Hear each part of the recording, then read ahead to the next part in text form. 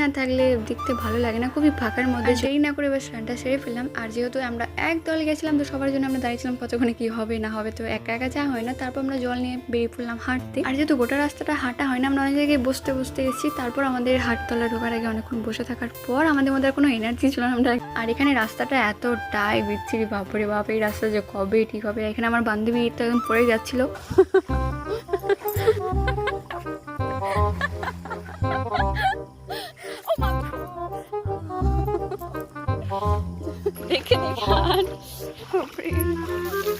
বুঝতে পারিনি ওইদিকে এই রাস্তাগুলো ঠিক করুন আবার কি। কিন্তু এই রাস্তাটা খুবই খারাপ থাকা সত্ত্বেও আমাদের হাসিটা বন্ধ হচ্ছে না, মানে এতটা নির্লজ্জ হয়ে গেছে। যাই হোক, তো তারপর আমরা গ্রাম ঢোকার আগে সবার জন্য অপেক্ষা করি।